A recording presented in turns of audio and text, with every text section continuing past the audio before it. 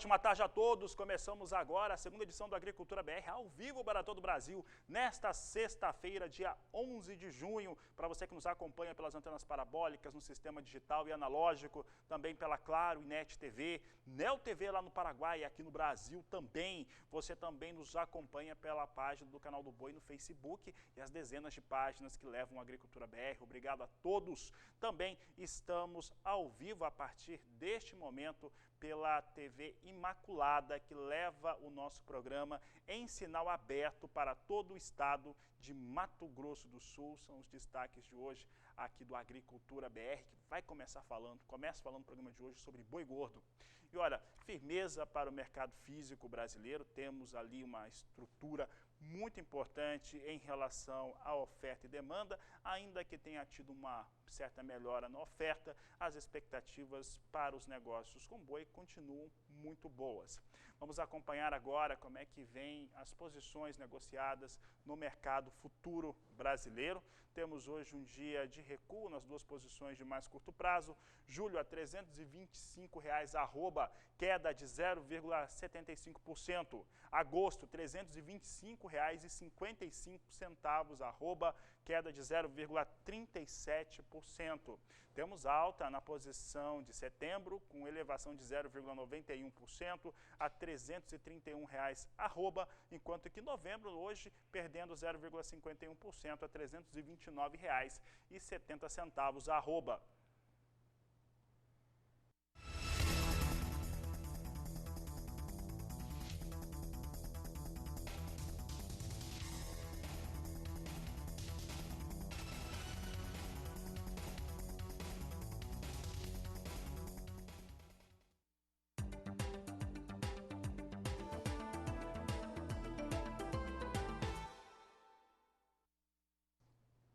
Olha, e começou nesta quinta-feira o vazio sanitário da soja no estado do Paraná.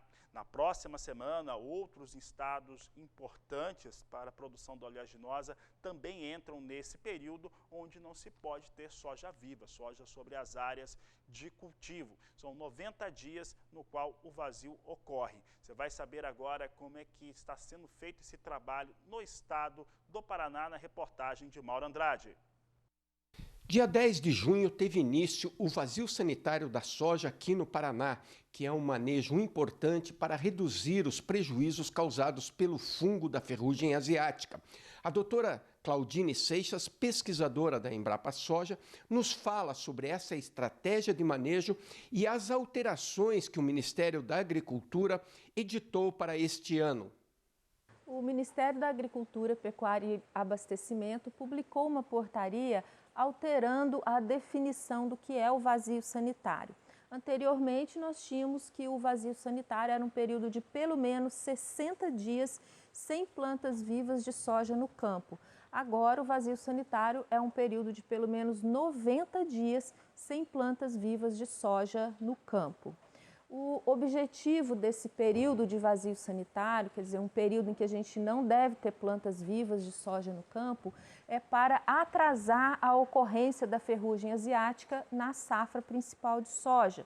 O fungo que causa a ferrugem asiática é o chamado fungo biotrófico, quer dizer, ele precisa de plantas vivas para viver, sobreviver e se reproduzir.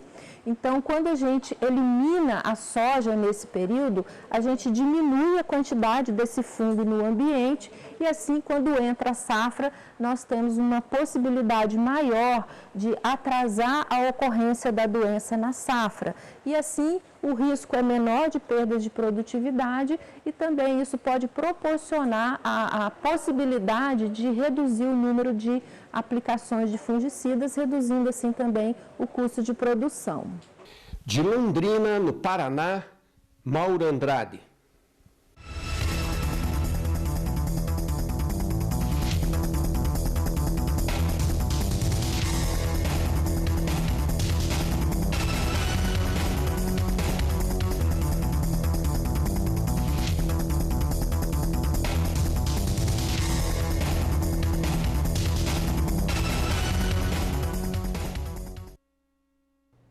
Por aqui o assunto é soja, tivemos a apresentação dos números do relatório de oferta e demanda do Departamento de Agricultura norte-americano nesta última quinta-feira, estes números não trouxeram aquela expectativa que havia em relação a soja e milho para uma estimativa maior de produção e trouxeram as seguintes situações. No caso do milho, uma redução nos estoques de milho norte-americano, tanto na campanha 2021 quanto na estimativa da 21-22. Na soja, foi justamente ao contrário. A 2021 subiu a sua estimativa em relação a estoques de passagem, enquanto que a 21-22 também chegando a 4.220.000 toneladas para a safra nova.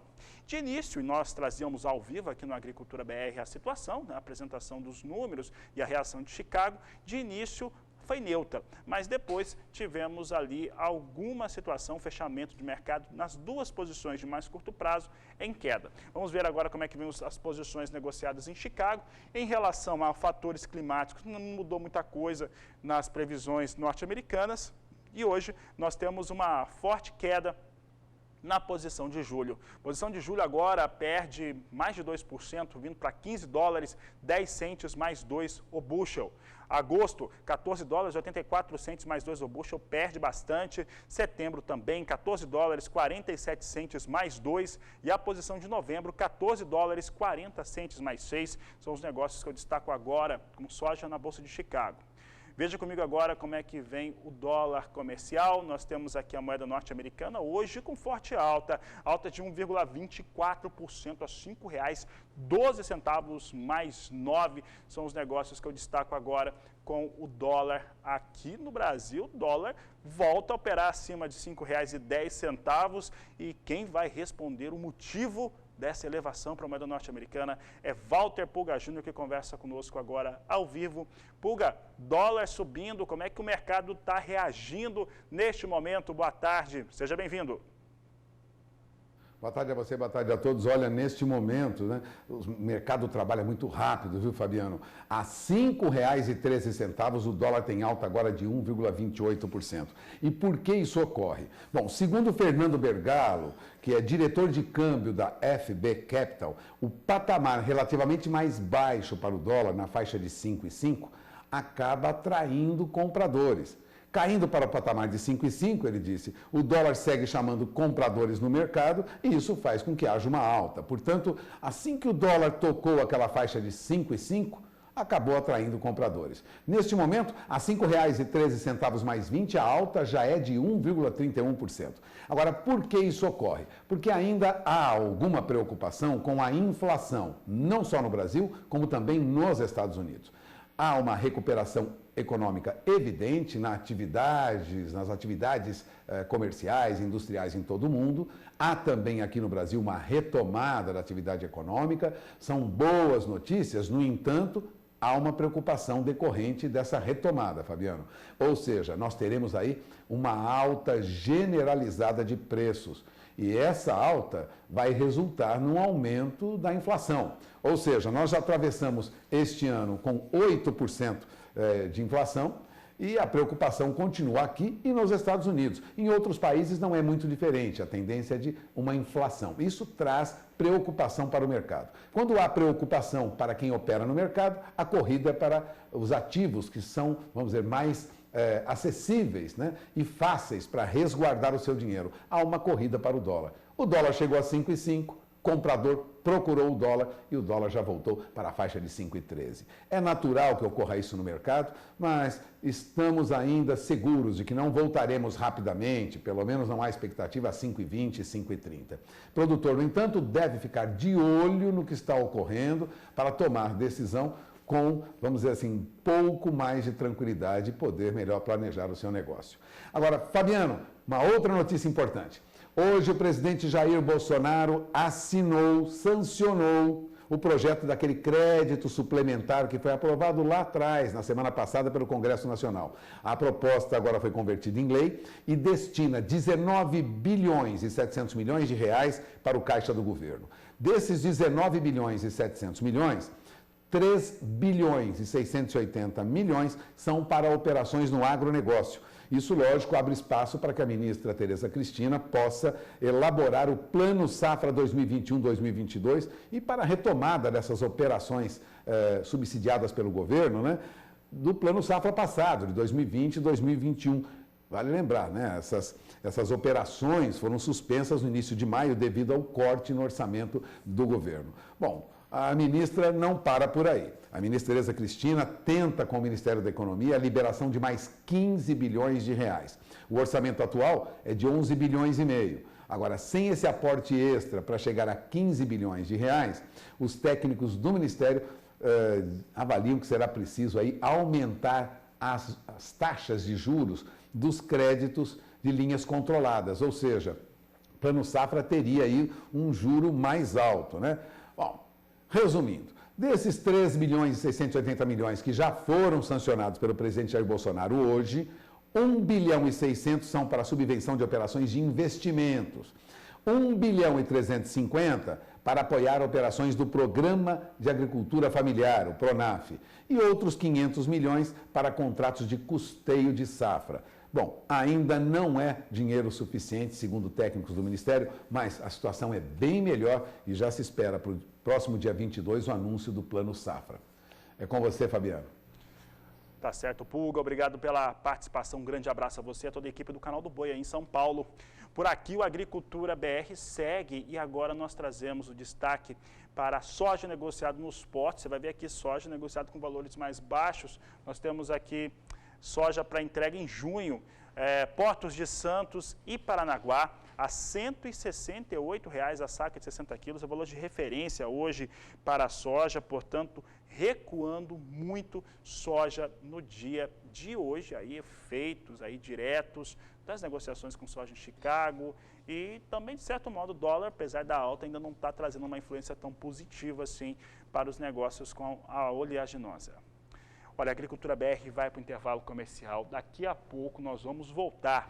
Vamos falar a respeito dos 3 estados que têm as suas produções de milho em segunda safra mais prejudicadas. Minas Gerais, Mato Grosso do Sul e, claro, Paraná.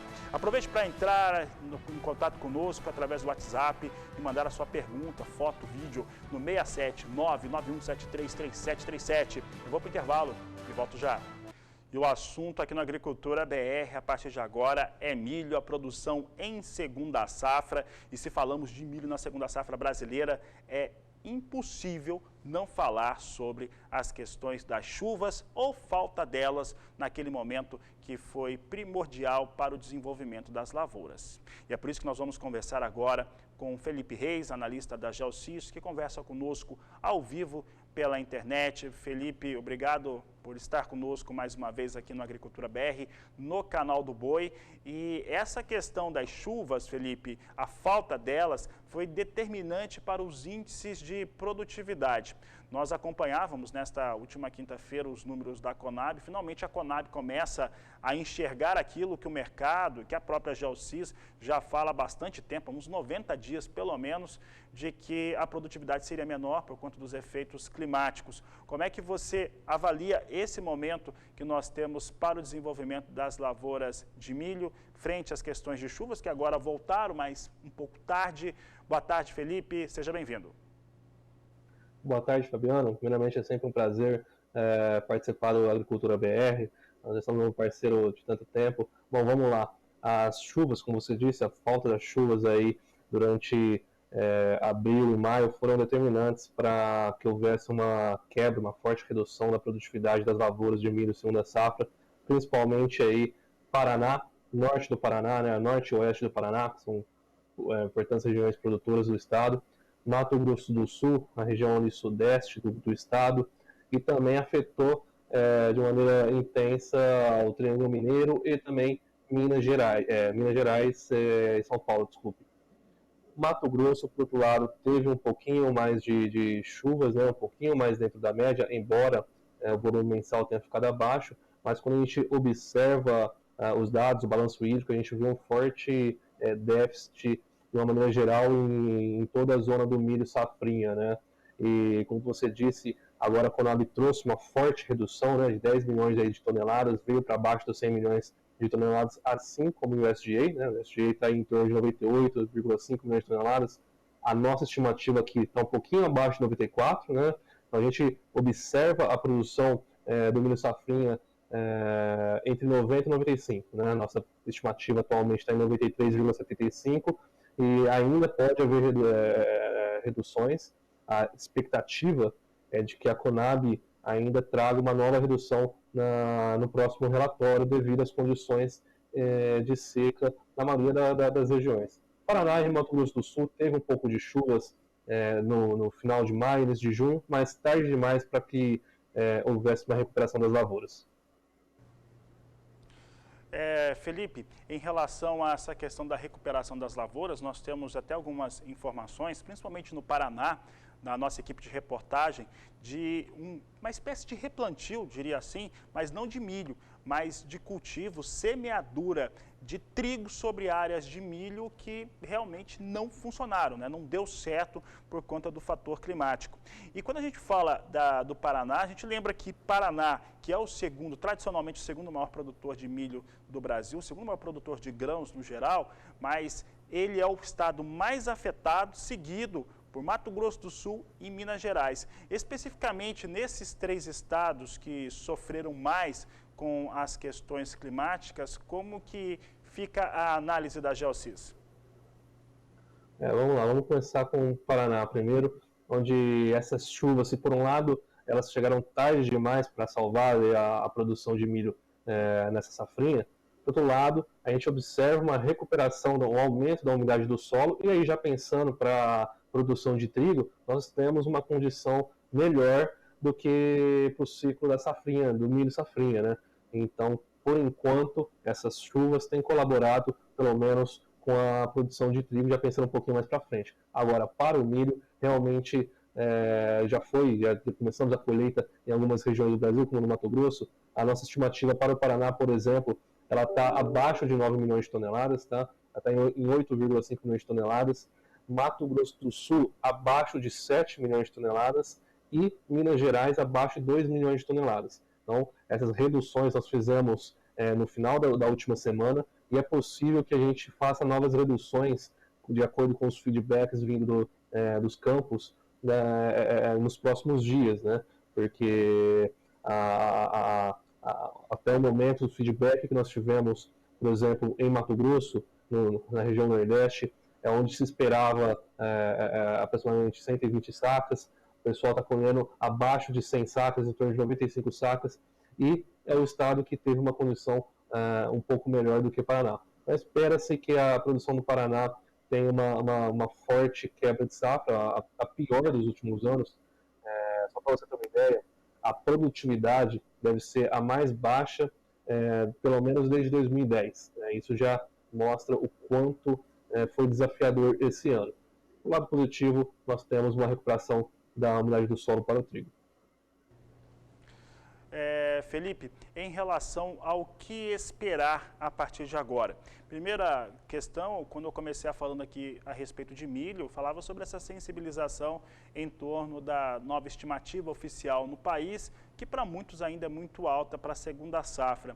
Quais são os números hoje que a GeoSys acredita para a produção de milho no Brasil em segunda safra, Felipe?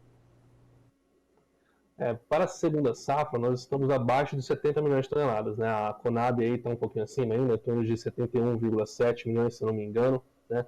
Como disse no início da entrevista, eles devem, possivelmente, eles irão fazer uma nova redução no próximo relatório, o de julho, né? Porque as condições e o feedback vindo dos campos têm mostrado uma situação bem complicada, e dificilmente a segunda safra vai ter uma produção aí de 70 milhões ou acima disso nessa safrinha, né? Falando da estimativa para o ano, a nossa está em 93,75 milhões de toneladas, mas com um viés negativo. Então, é provável que para os próximos dias o nosso limite inferior, vamos dizer assim, está em 90,5 milhões de toneladas. É provável que a gente se aproxime aí dos 90 milhões de toneladas na produção nacional. Tá certo, Felipe. Felipe, quero agradecer a sua participação aqui no Agricultura BR. Um grande abraço a você. Eu que agradeço, estamos sempre à disposição. Um abraço, até a próxima. Conversei com o Felipe Reis, analista da GeoSys, sobre milho e principalmente os estados que foram mais afetados pela questão climática.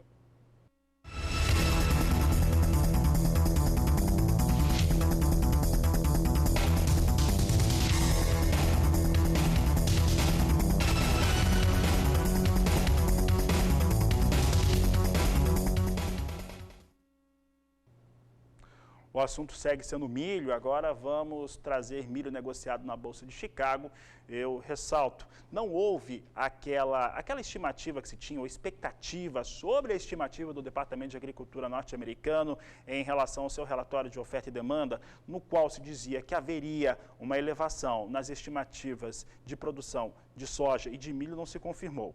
Por outro lado, no caso do milho, os estoques de passagem, tanto da safra 2021 quanto na 21-22, foram reduzidos. E vamos ver agora como é que o mercado está operando nesse momento. Hoje nós temos queda forte para a soja e queda forte também para o milho, mas curto prazo agora vai perdendo, neste momento, 2,6%, a queda para a posição de julho, queda forte também acompanhando as demais commodities que estão recuando na Bolsa de Chicago. Outro item aqui, nós trazemos a posição de setembro, 6 dólares 24 centes mais 6 o bushel, perde 2% neste momento. Posição de dezembro a 6 dólares 6 centes o bushel e março a 6 dólares 12 centes mais 2. São os negócios que destaco agora com milho na Bolsa de Chicago e que você acompanha aqui no Agricultura BR. E o Agricultura BR vai agora para um rápido intervalo comercial e daqui a pouco nós trazemos a participação de Renata Ferreira com o quadro Agroclima, falando da previsão do tempo. Você que está aí com a sua lavoura, olha, a gente já sabe que vai esfriar em boa parte do Brasil, Centro-Sul, cai bastante a temperatura. Ainda hoje vamos falar de mercado de café e também das exportações e o uso interno de algodão aqui no Brasil. São assuntos de logo mais na Agricultura BR, que vai para o intervalo e volta em instantes. E agora a Agricultura BR fala a respeito de clima, mas principalmente o clima voltado para a produção de algodão. E um tempo mais firme tem contribuído com a colheita da pluma lá no estado da Bahia. É o que nos conta Renata Ferreira. Boa tarde, Renata. Boa tarde, Fabiano. Boa tarde a todos. O Agroclima destacou ontem a situação do café e hoje eu falo sobre a situação do algodão. A colheita da pluma começou no fim do mês passado e deve avançar aí já nos próximos dias, principalmente no oeste da Bahia. E eu trago boas notícias em relação à previsão do tempo na região, viu? O tempo seco deve predominar aí daqui para frente na área produtora e claro que esse cenário mantém a qualidade da pluma durante toda a colheita. E olhando aqui no mapa, esse tempo seco persiste até a última semana do mês. Bom, falamos do tempo mais firme, agora eu destaco onde deve chover ou já chove. Principalmente aqui na região sul, a chuva vem ganhando espaço e fica mais intensa a partir do dia 15 e segue aí até o dia 19. Atenção, produtores do Paraná, viu? Tem previsão de grandes volumes nos próximos dias, chegando aí a 30 milímetros.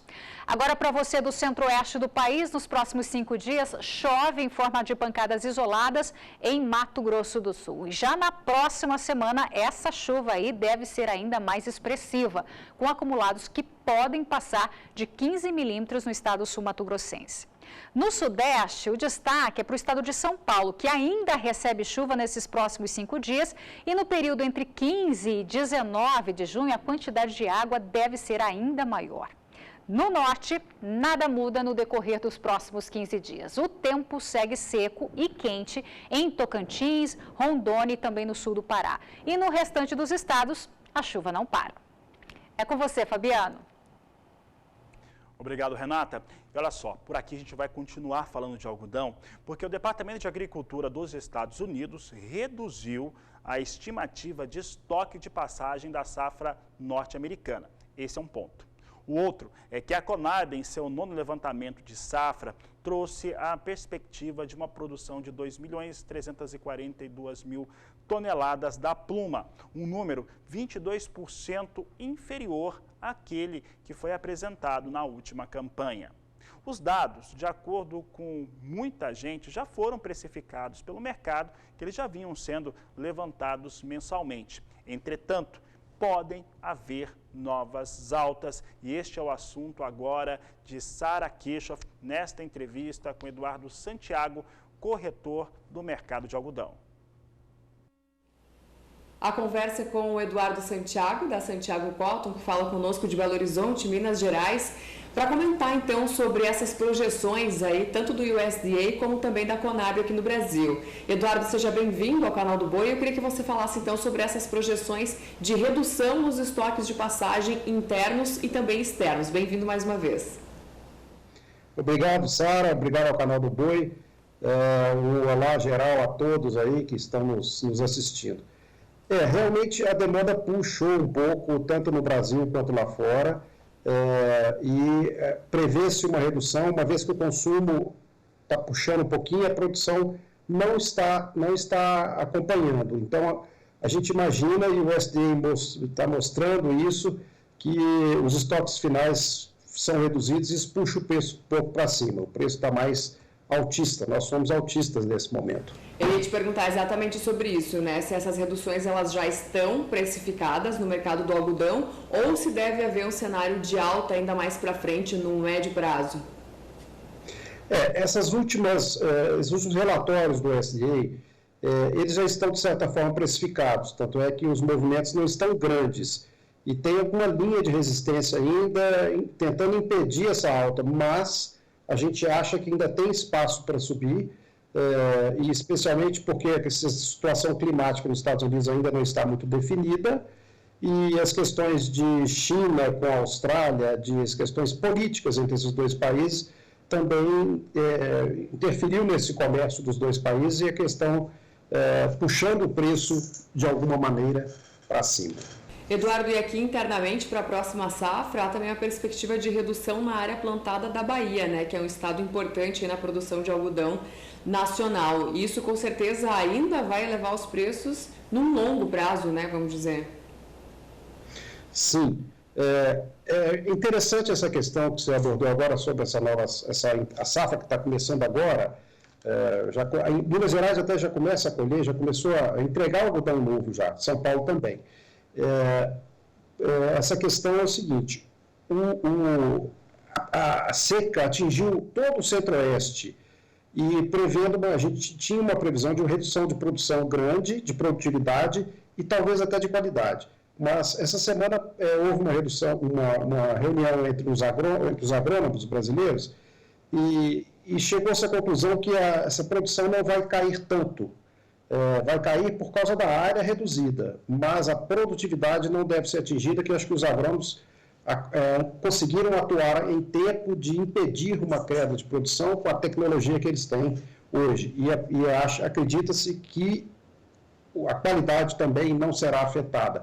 Porém, o preço continua sendo puxado para cima, uma vez que o consumo brasileiro está subindo e a exportação continua muito forte. E com a exportação muito forte, todo esse cenário, existe algum risco do mercado doméstico ficar desabastecido? Não, Sara. É uma questão de paridade de preço entre o mercado doméstico e exportação. Faltar algodão não falta. Essa palavra, esse é um risco que não existe. Existe uma preocupação com o preço subir demais, porque se o mercado interno não quiser pagar o preço, a exportação vai pagar.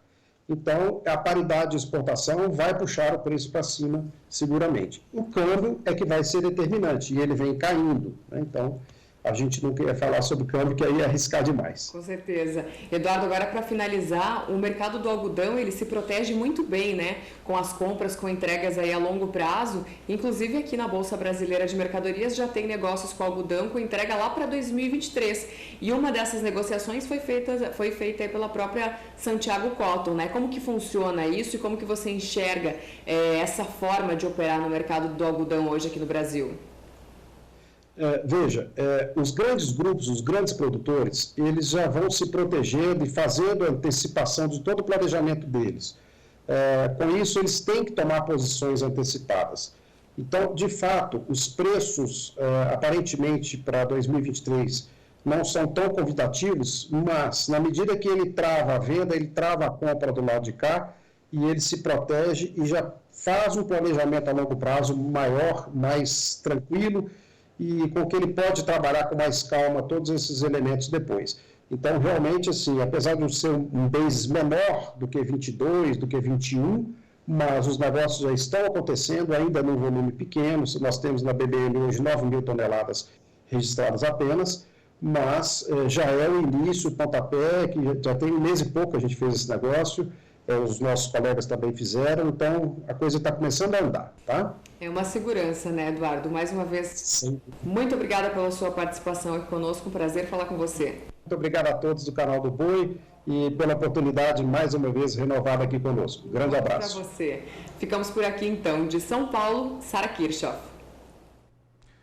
Tá aí, tema algodão, negociações aqui no Brasil.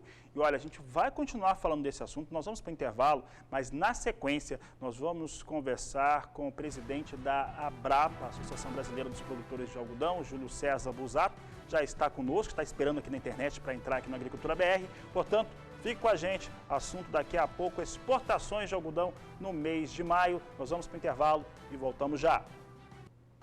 E o volume de algodão exportado pelas tradings que operam com a pluma aqui no Brasil totalizaram um volume excelente no mês de maio, com uma alta de 66% quando comparado ao mesmo período do ano passado. Ao mesmo passo que nós temos aqui no Brasil, no cenário interno, alguma recuperação também do beneficiamento de algodão para a indústria. Para falar a respeito do volume embarcado, das exportações e como que isso tem impactado na cadeia produtiva, nós vamos conversar agora pela internet com o presidente da Abrapa, Associação Brasileira dos Produtores de Algodão, Júlio César Busato. Busato, obrigado pela participação mais uma vez aqui no canal do Boi e nós queremos saber a sua avaliação a respeito deste momento tão importante em relação aos embarques de algodão, mostrando um mercado extremamente aquecido. Como isso tem refletido para a cadeia produtiva? Boa tarde, seja bem-vindo.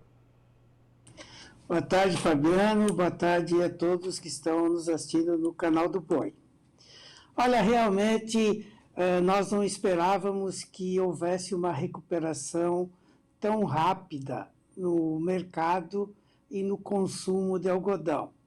Tanto que, Fabiano, infelizmente, na hora da decisão lá do plantio do algodão, a rentabilidade da lavoura estava bastante comprometida, né? E nós reduzimos a área de produção do algodão brasileiro em 17%. Então, o ano passado nós produzimos 3 milhões de toneladas de algodão e esse ano nós temos uma previsão de alguma coisa entre 2,4 e 2,5 milhões de toneladas. Busato, em relação à retomada, falando da retomada econômica internacional, principalmente para a Europa, para Estados Unidos, que são grandes demandadores ou do algodão, ou pelo menos do produto pronto. Isso faz com que as nossas exportações elas subam muito fortemente. Aqui no Brasil nós estamos vendo também essa recuperação começar a ocorrer de uma forma mais expressiva, tendo em vista o primeiro trimestre deste ano. E aí eu pergunto para você a seguinte questão, até porque você falou da produção do ano passado. Nós temos agora uma perspectiva até de 22%, né? Vai dar 22% de queda frente à safra passada. Se a decisão fosse tomada hoje para a semeadura, para o cultivo do algodão, ela seria diferente, Busato? Com certeza, Fabiano. Nós teríamos, inclusive, aumentado a nossa área. Agora, quando você fala assim de exportação, o que acontece? Na verdade, 99% das exportações do algodão brasileiro tem como destino a Ásia. E, por isso, a Abrapa, junto com a Apex, com o Ministério da Agricultura, abriu um escritório lá em Singapura. Mas para você ter uma ideia, Fabiano, assim, em 2015, 2016, o Brasil produziu 1.289.000 toneladas de algodão. e o ano passado 3 milhões e 2 mil toneladas. O consumo do algodão da indústria brasileira, ele está por volta de 700 mil toneladas, né?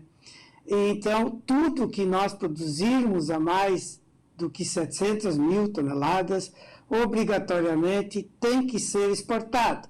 Então, quando fala que há uma crescente no número das exportações, isso não quer dizer que vai faltar algodão aqui no mercado interno.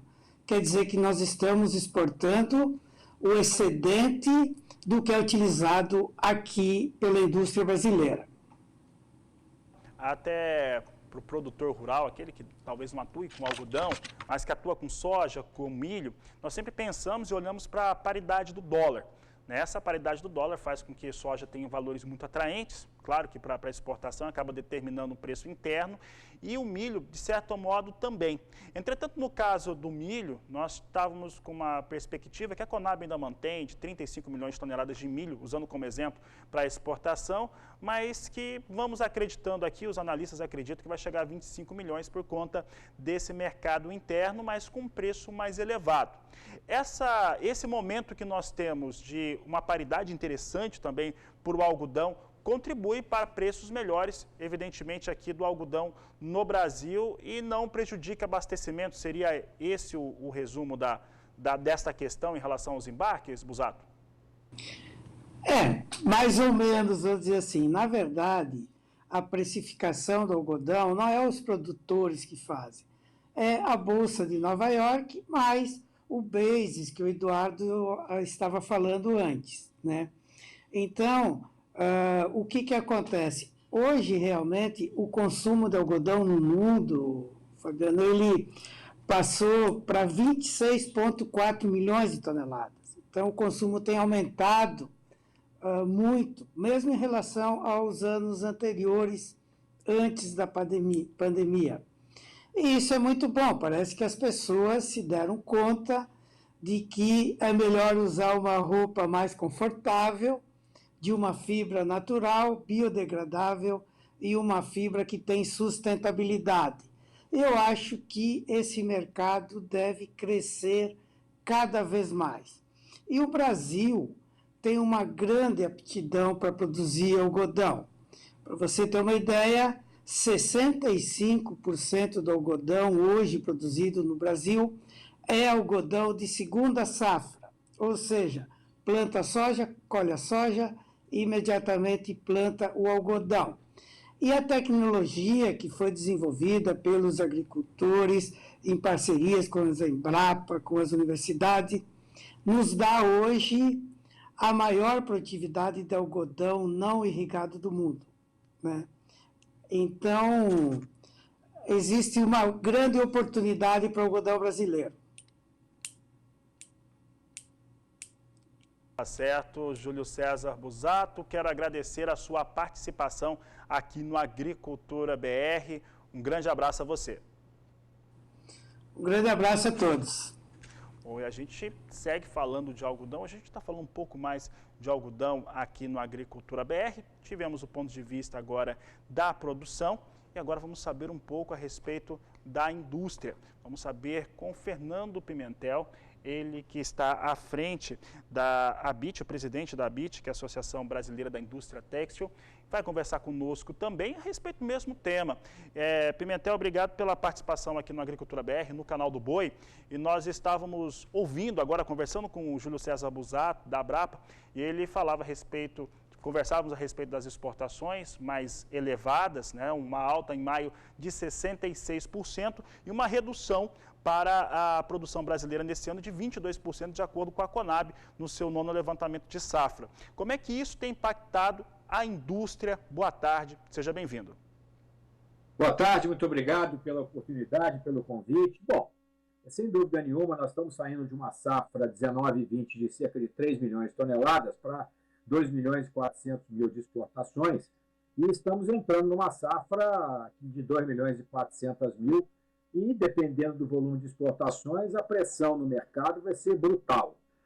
Os grandes consumidores industriais, eles já estão sentindo, obviamente, nos bases. Os bases estão bem mais altos do que seriam os bases tradicionais, em torno de 3, 4 pontos, nós estamos falando de 15.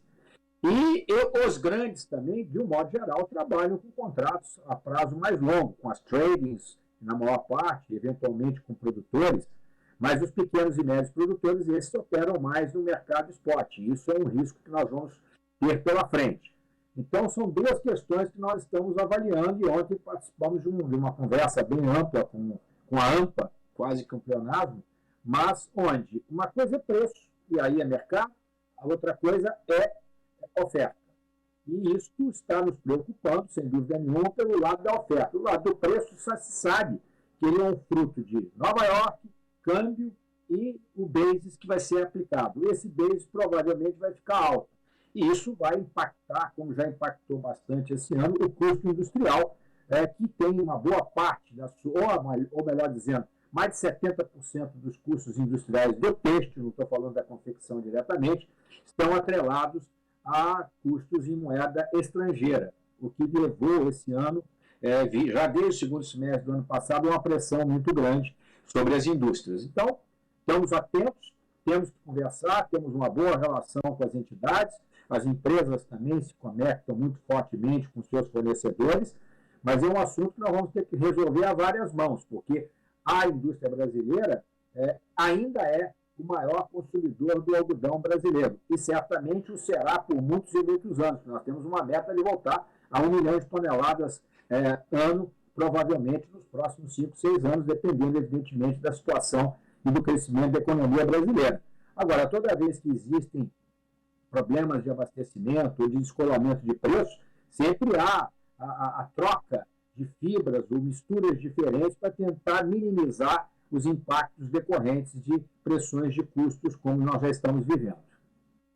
Tá certo, Fernando Pimentel, quero agradecer a sua participação aqui no Agricultura BR, até para trazer esclarecimento, né, sobre esses fatores que envolvem a cadeia produtiva do algodão, tanto para a exportação, o Brasil é um país exportador, quanto também no consumo interno aqui para a indústria. Obrigado pela participação, prazer tê-lo conosco. Um abraço, obrigado e sucesso.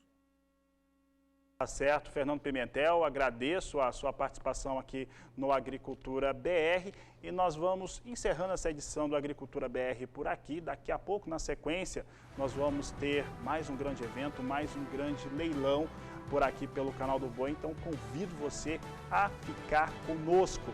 A todos uma ótima tarde, bons negócios, programação do Canal do Boi vai lá para o Agrocanal hoje à tarde, mas fica por aqui e ó, bate martelo, participa de mais um grande evento aqui conosco. A todos uma boa tarde e até mais.